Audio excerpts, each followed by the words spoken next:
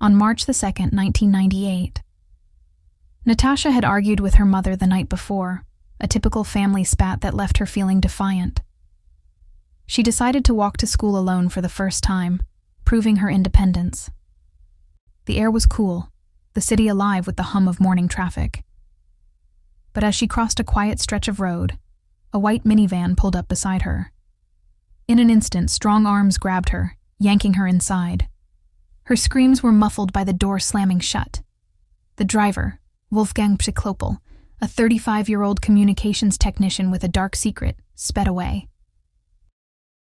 Natasha's heart pounded like a drum in her chest, fear, confusion, and the dawning realization that her world had just ended. He drove for what felt like eternity, finally arriving at his unassuming house in Strasshof an der Nordbahn, a sleepy suburb outside Vienna. There, hidden beneath his garage, was a meticulously constructed prison, a tiny 8-square-meter cellar, soundproofed and windowless, with a heavy steel door that sealed like a tomb. He dragged her down the narrow stairs, the air thick with the smell of damp concrete and isolation. "This is your new home," he said, his voice devoid of emotion. The door clicked shut, plunging her into darkness. Alone, terrified, Natasha curled up on the thin mattress, her mind racing. Was this a dream? Would her parents find her? The hours stretched into an eternity of silence, broken only by the faint hum of the world above. For the first 6 months, Natasha didn't see daylight. Psychlopel controlled everything, her food, her light, her very thoughts. He brought her meals on a tray, simple fare like bread and water, but always with a catch. If she disobeyed, starvation followed. He renamed her Bibiana, stripping away her identity, forcing her to adopt his twisted vision of a perfect, obedient companion. The news replays the same heartbreaking story.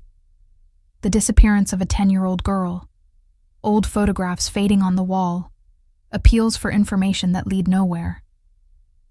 Natasha's mother sits frozen on the couch, her face etched with exhaustion and unending grief. The police searched 776 minivans, including Psychlopel's, but his alibi held. The world moved on, but Natasha endured, her spirit unbroken. Natasha built worlds, imaginary friends, stories of heroism, visions of reunion with her family. Her parents, divorced and heartbroken, faced accusations, rumors of involvement that tore them apart. The abuse began subtly at first, verbal lashings that eroded her spirit. But as years gone by, it escalated. He beat her savagely, his fists raining down until she could barely stand. "You're mine now," he'd growl, his eyes wild with possession. Natasha learned to read his moods, the way his jaw tightened before a rage, the false kindness that masked deeper cruelty. Psychlopel provided books and a radio, initially taped programs to keep her ignorant of the massive search for her.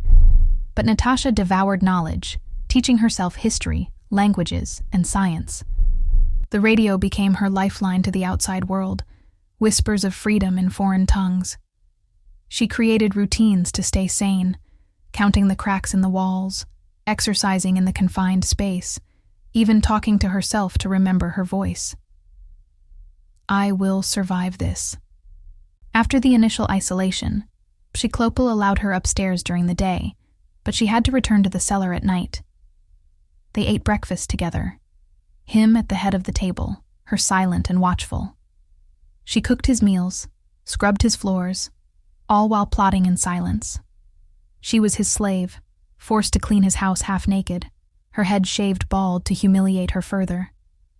The physical pain was excruciating, but the psychological torment was worse. He raped her repeatedly, turning her body into a battleground of survival. Natasha's body changed little. Starved and deprived, she grew only 15 centimeters, her weight hovering at a fragile 45 kilograms. Neighbors glimpsed her in the garden, mistaking her for a relative, her forced smiles hiding the terror beneath. Natasha attempted her first escape, jumping from the car during a rare outing. But Psychlopel caught her, dragging her back with brutal force. As Natasha turned 18, the dynamics shifted. Psychlopel grew paranoid, talking of forging papers to flee together. He allowed her more freedom upstairs, but the threats loomed larger. On August 23, 2006, the moment arrived. While vacuuming his prized white van in the garden, a task she'd done countless times, Pshiklepil's phone rang. Distracted by the call, he stepped away, yelling over the noise. Natasha's heart raced. This was it. Leaving the vacuum roaring to mask her steps, she bolted, 200 meters through neighboring gardens, leaping fences like a hunted animal. "Help me! Call the police!" she begged passers-by, but they ignored her, mistaking her for a runaway. Desperate, she pounded on a window. "I'm Natasha Kampusch. I've been kidnapped." The elderly woman inside, Inga T., believed her and dialed emergency services. Police arrived at 1:04 p.m., whisking Natasha to safety. She was pale, underweight, but alive, identified by a scar and her passport found in the cellar. Freedom tasted bittersweet. The world had changed, technology advanced, friends grown up without her. In the simple police station, inside the small waiting area, everything stills. Natasha steps in. Older now, fragile, wrapped in a blanket, her eyes wide with disbelief and overwhelming emotion. In an instant, recognition crashes over them. The mother rushes forward first, arms opening wide.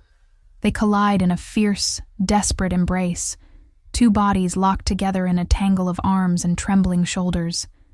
Tears pour freely, mixing with quiet gasps and shuddering breaths. The room fills with the sound of their shared release, raw, joyful sobs that echo the miracle of return. The aftermath was a whirlwind. Media swarmed, dissecting her every word. And about Pshiklepil? He fled in his car, abandoning the House of Horrors. That night, as police closed in, he threw himself in front of a train at Wien Praterstern station, his final act of cowardice. Natasha Kampusch didn't just survive 3096 days, she conquered them. And in doing so, she reminds every viewer that no darkness is absolute when one spark of will refuses to go out. If you enjoy this deep dive, please like and subscribe. Thank you.